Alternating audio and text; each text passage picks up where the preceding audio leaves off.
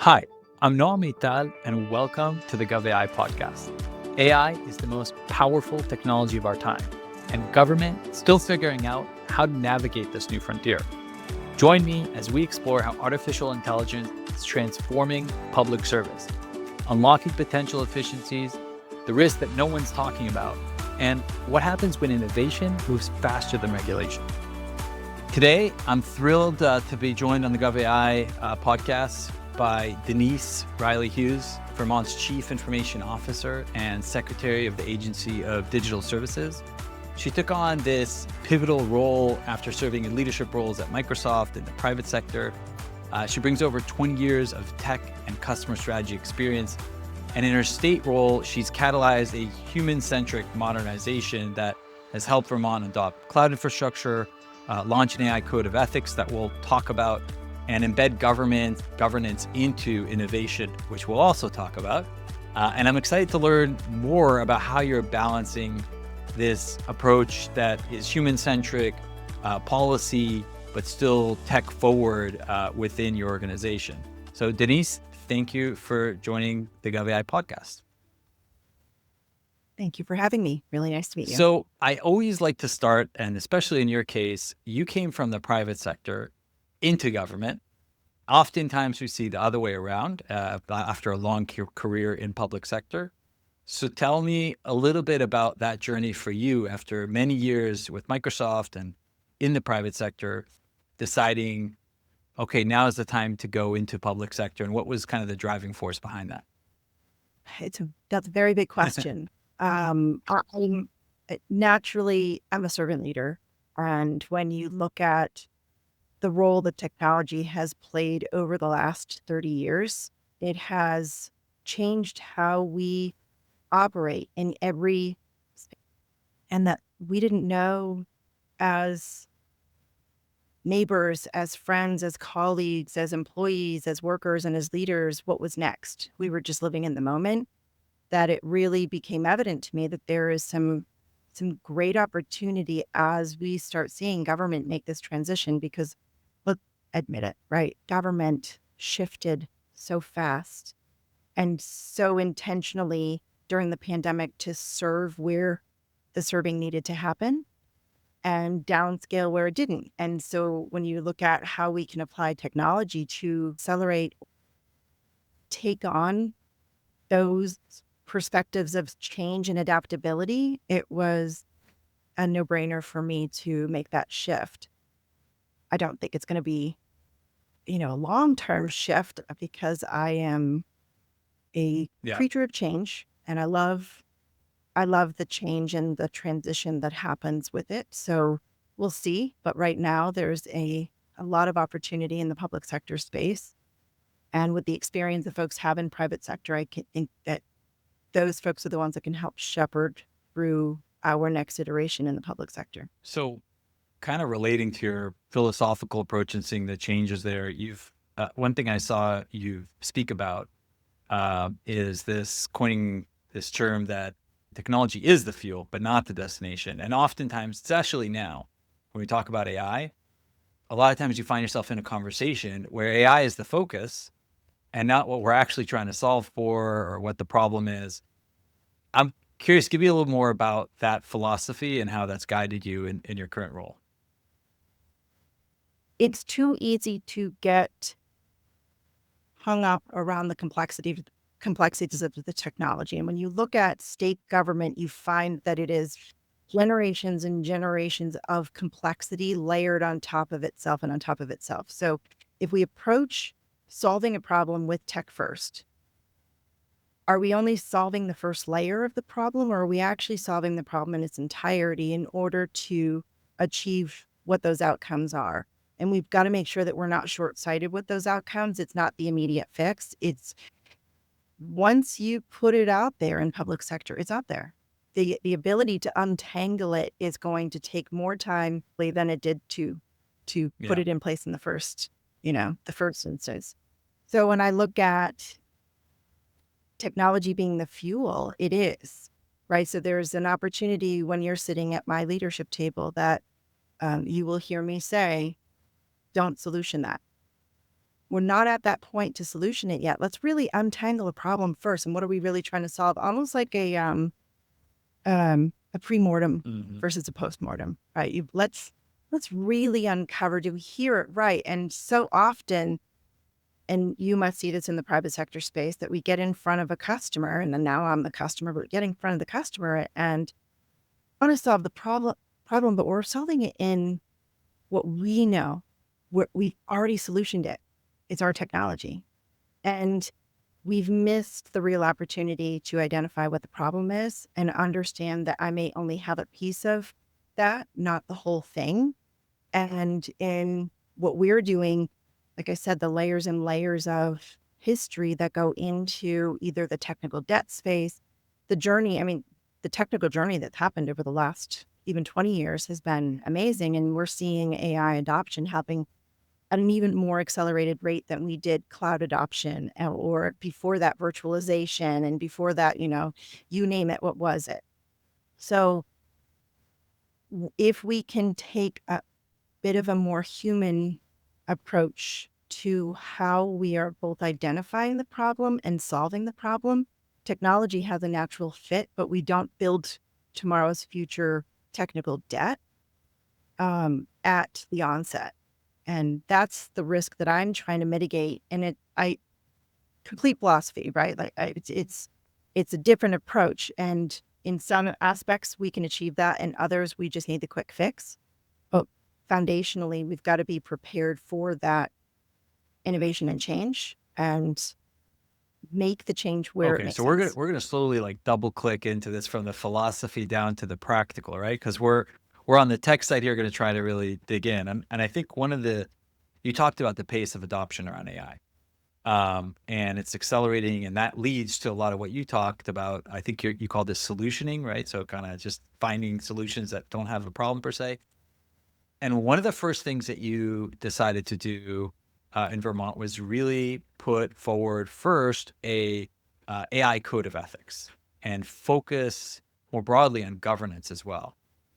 Walk me through that choice versus the choice that other states or agencies have taken, which has been experimentation first, or trial and error first around different tools, vertical applications, Gen AI, and then coming back to, okay, let's look at our governance and code of ethics and things around that as it relates to AI.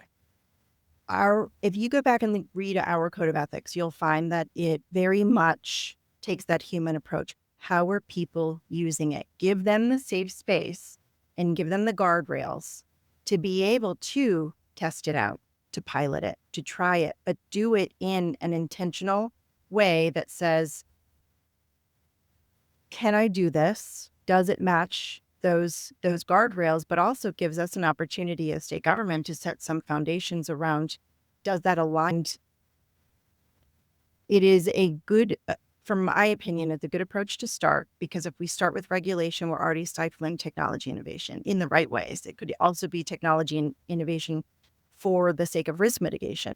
If organizations don't have that code of ethics, and you don't find where those code of ethics align across your ecosystem and your partnerships, I think it's a big miss, and it would probably be what is your Hmm. future And problem tomorrow.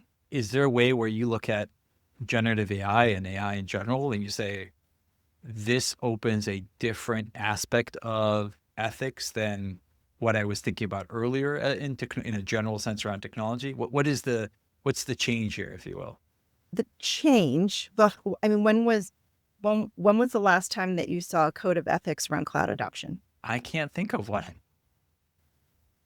We never thought about technology in that space. And so now you have to acknowledge ethics isn't a product that you can buy, right? It's a framework, it's a model, it's a commitment that you make to adhere and to work and operate intentionally. So that's what is going to help us both adopt AI at the necessary rates that we need to, but also do so together, aligned, and intentionally. Yeah. And I can relate to that. I was just a few weeks ago in Boston at a closed session with city managers in Harvard, and one of the things that we spent time talking about was this emotional part around AI, because ethics is one component, but the other component is how it makes us feel. One of the simple things we talked about there is often you'll hear someone who got the same task as his friend and didn't use ChatGPT, for example, for the solution. They'll say, "Well, you were cheating." Well, is that cheating? Is it not? Right? That's a whole other category of how we look at AI as a tool, whether it's something that's part of our toolkit that we're allowed to use, or is it perceived as a cheating mechanism that's outside of our human abilities?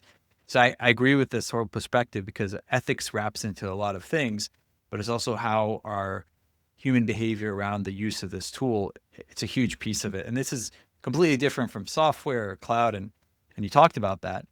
Um, and so I want to, one thing I was reading, going to some of the use cases in the wake of the flooding, where you guys used AI actually to help some of the constituents, right, around contracting. Walk me a little bit through that use case, which was, I think, a success and reported on. I also want to then we'll dive into some use case that you could give us where it didn't succeed. Let's call them Failure is a failures, big right? word. So we'll call it challenges, We're oh no, let's not or some afraid to lessons say learned. failure. And I Sure. think that we Yeah. have to stop doing that, because failure didn't mean that um, we've done something wrong. Failure mean that we have an opportunity to learn more. And I think it's a miss in many aspects in public sector when we don't create that space of failure. And we have to with AI, especially where we're at now. I would say, I mean, since 2000, this is the first time I've actually seen public sector in the same race for value and success of technology that private sector is, which is why partnership is so important. So going back, But wait, just on that point, because I love that like failure. Look, I'm in the world of startups and building companies. So for me, failure is, you use the word fuel. It's the fuel we need in order to succeed. If I'm not taking those failures, turning them around into lesson learned, then there's not going to be a company. That we have to iterate. That's what makes startups beat out big companies too, because we're able to be nimble and iterate on the failures. But government, you're right. That word is, taboo almost. Part of that is because government is known for de-risking. And so walk me through the cultural part of that. How do you make an organization that's thinking about how it de-risks, how it represents things to the public, then go and say, we failed here, right? I will tell you, there's no secret sauce to that right now. But if we're creating that culture right now, so in the state of Vermont, we support technology for the entire executive branch. We enable the use of technology for them, and we also look to and report on, this is a statutory requirement, our investments and value of technology, even where we're saving. And so when I look at that from the lens of a Vermonter, a taxpayer, how do I show value to their investment in government? And if we look at their investment as non-voluntary, you have to do it anyways, then it's low value. If we look at their investment as intentional and chosen, you've chosen to live here, you've chosen to invest in what we're doing, then it puts a little bit more onus and accountability on us to say, all right, well, then let's do it right. So taking aspects from each one of our divisions, whether or not it's an agile approach within our enterprise project management office or our security that we have around and secure and maintain integrity of systems and information, it's no different than that, but it's the iterative change piece that allows us to create that space of failure. So if we were a financial organization, we would not be a high risk financial organization. We'd be very, very low risk, bonds, mutual funds, something that's not going to change dramatically in the market over time. But that still allows for those safe places of failure because it's intentional. And then also knowing where to cut our losses where we can. Let's test it, try it out. And so going back to the code of ethics, the foundation, the framework, and the code of ethics, and creating alignment for that among our partner ecosystem is what it will allow us to fail less, but also have greater successes down the road. Because what we don't want to have is big failure post deployment of a massive investment because we didn't do our due diligence up front and we just solutioned it. We made the fuel the destination. We're going to have the biggest problems. But instead, if we're like, maybe we need 89, 87, 93, whatever the fuel grade that we need in that phase before we go on our journey, we're going to be able to make those changes over time and adapt. I love that. And it makes me think of an analogy I often used around failure, which if you think about one of the biggest areas of overspend, I shouldn't say overspend, but where a lot of money goes is we think about rocket science and getting spaceships up to space. And up until very recently, we used to use NASA to build everything, right? And it would take many years, high budgets, overrun budgets and projects. And SpaceX, for all of its controversy, has taken an extreme failure approach where they'll launch rocket after rocket after rocket. Some of them succeed. Many of them have failed colossally. But then 2 months later, they launch the next one. And when you look at the overall ROI analysis, and I've seen some of the analytics on this, it's amazing how one-sided it is in terms of SpaceX investment is far smaller than the amount that NASA has invested in just 1 or 2 launches to make sure they got it right on their first try. And I think that's kind of a bit of an analogous question in government is how you do that. Because to your point, you don't have the luxury, let's say that I have as running a company to, if I try something and fail, okay, I answer to my investors or board, my team. You have an entire state, right? That's representative and there's constituents there.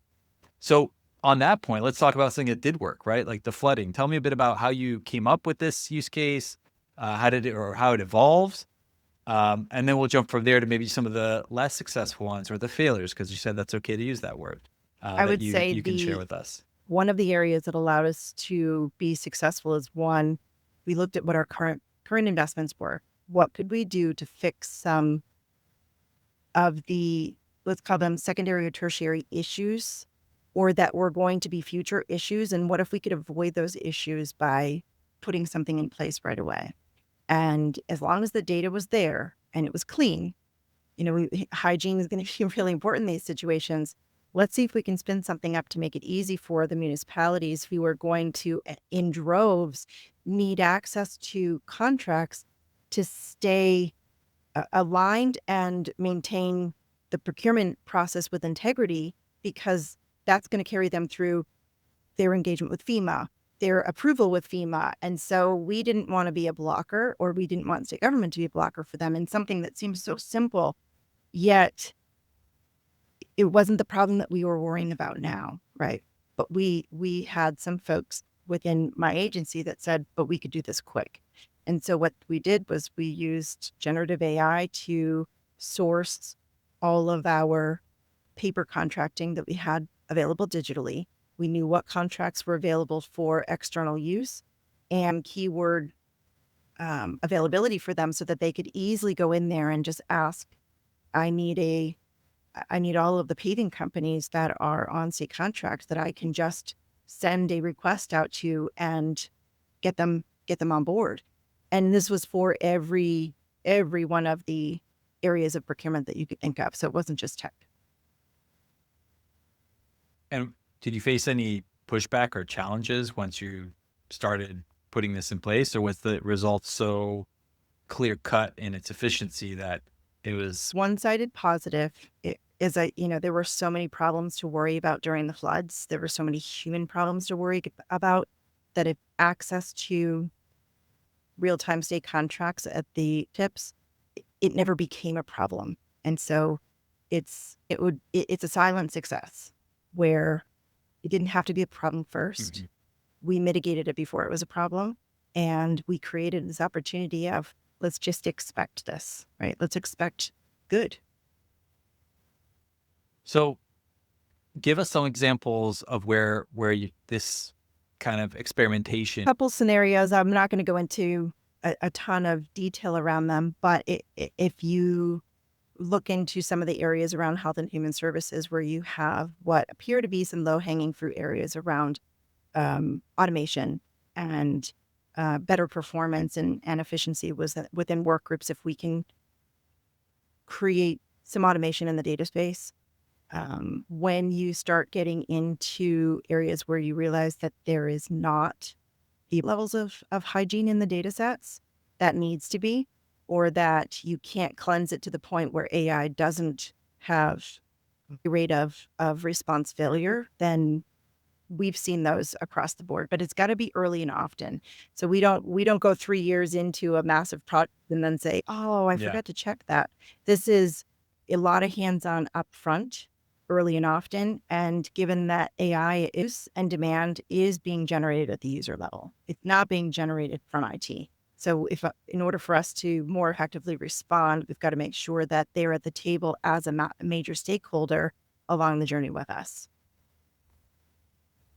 So it's funny you say that it's happening at kind of the employee level, because when we look at across the board and with our customers, we're seeing upwards of 60-70% of AI usage on a weekly basis across the employees. And then when we talk to leadership within those organizations, inventory build, okay, how many customers, how many AI applications do you think you have? And almost always that number is well below what they're actually using, because the employees are going out and using Gamma AI and 5 different types of note takers and different content writers. And so you have this wild west out there that's happening right now. And how do you think about bringing that all together? Like, how do you think about making sense of all that right now when, to your point, AI is being adopted at a pace that government hasn't seen? I don't know since when, right? This is even faster than cloud adoption. But it's happening not because of leadership. Maybe in your case, you're pushing it forward. It's happening organically because the market is driving it. That brings a lot of risks with it. And so ethics, code of ethics, and all these governance pieces are key.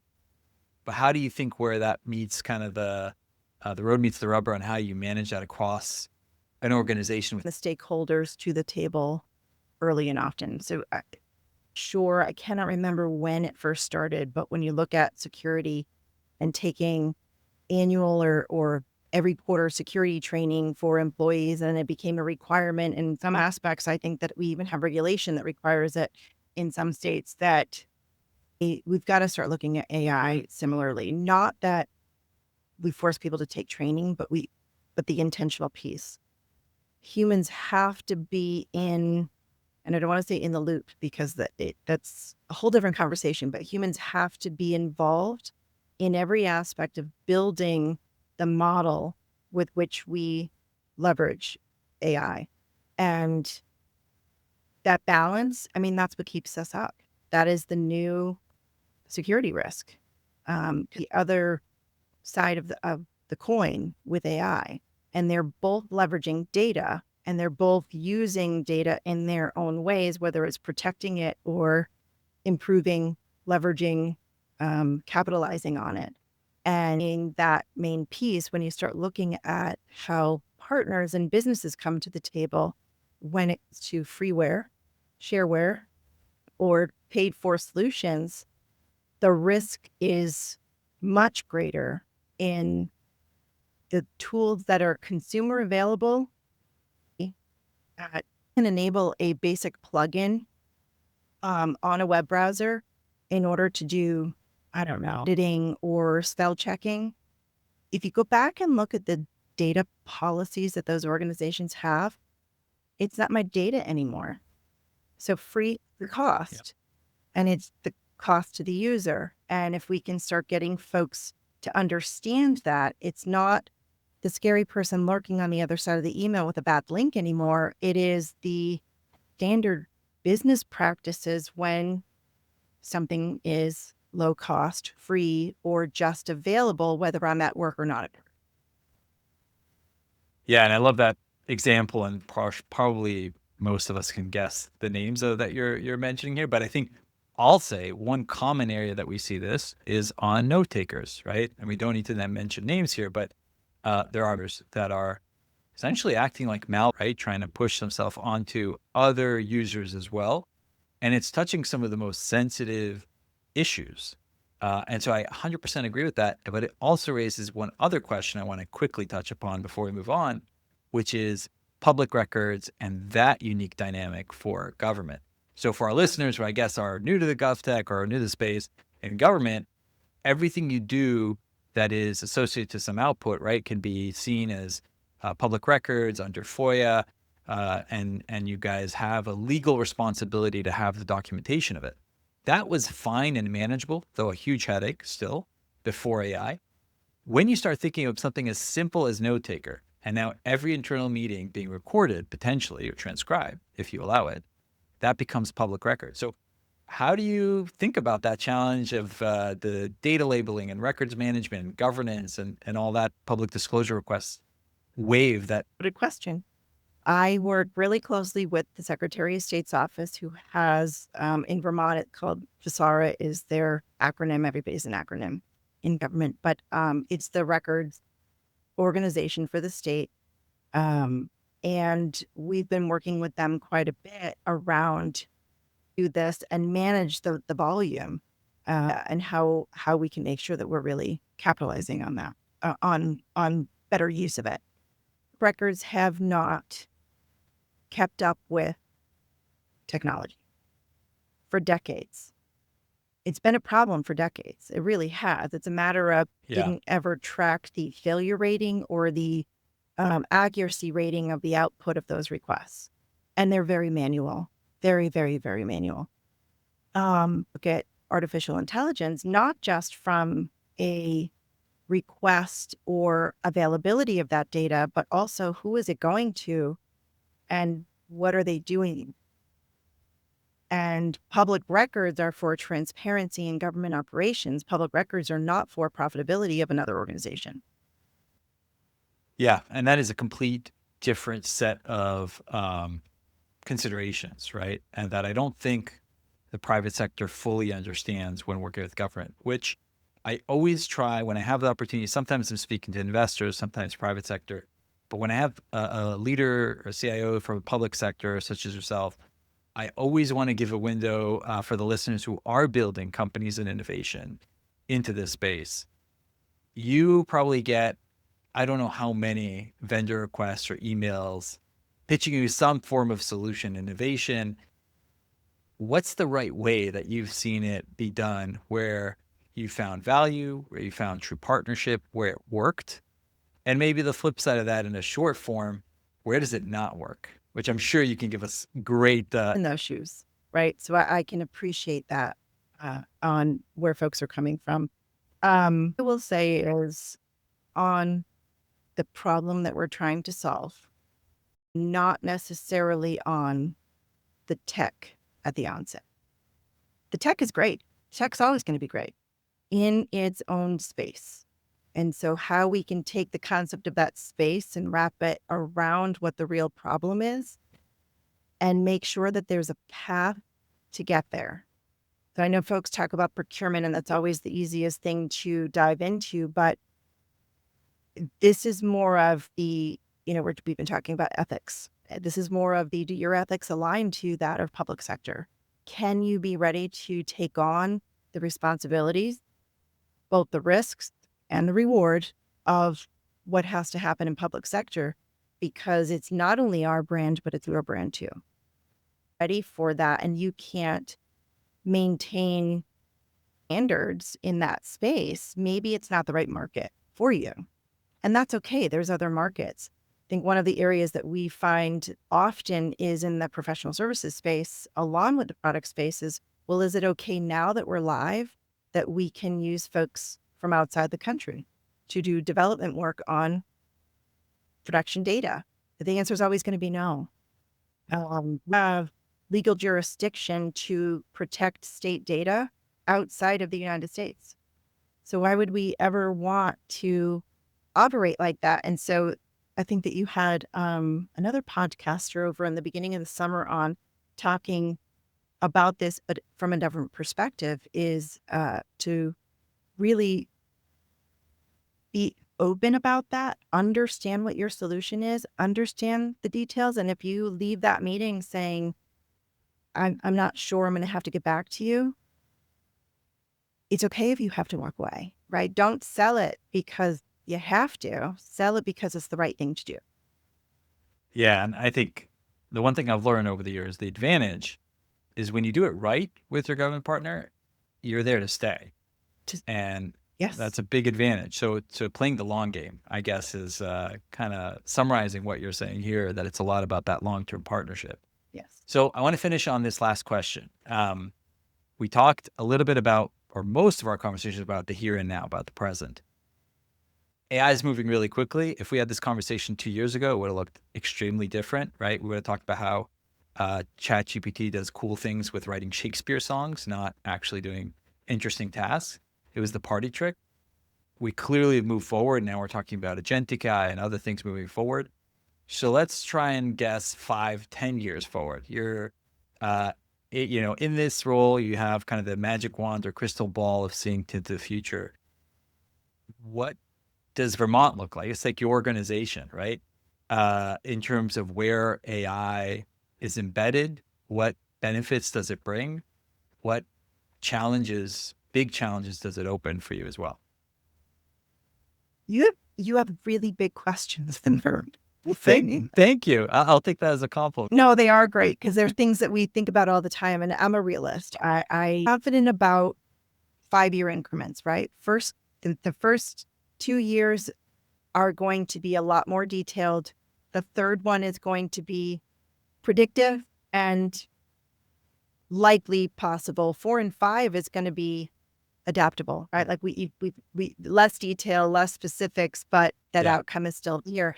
So if government does not change operationally, there will not be 10 years. 10 years still be the laggards. And what we'll be doing is trying to keep up with and react to the problems around us rather than use this as an opportunity to be proactive and mitigate the problems by creating a world of optimization and automation. And I don't mean automation in the sense of AI. I mean automation in the sense of better working order. How do you take simple tasks and just make them easy and just make them happen so that people can focus on the real hard thinking that have to happen?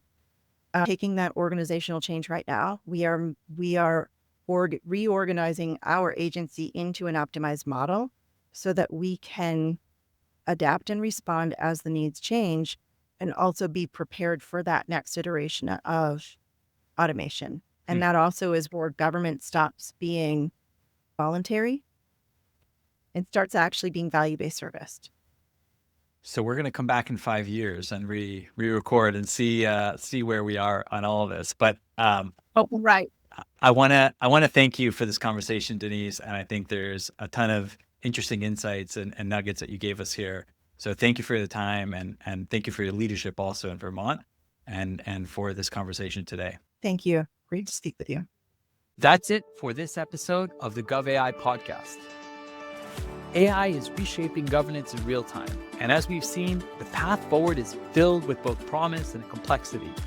But conversations like this, open, challenging, forward-thinking, are how we shape a smarter, more responsible future. The GovAI podcast is produced by Poldu, our editor is Yochai Mital, with production assistance from Shani Roth and Shakel Dror. We'll be back in 2 weeks to tackle more challenges and explore creative solutions at the intersection of AI and the public sector. Until then, stay curious, stay critical, and never forget that even the sharpest tools mean nothing without the hand that wields them.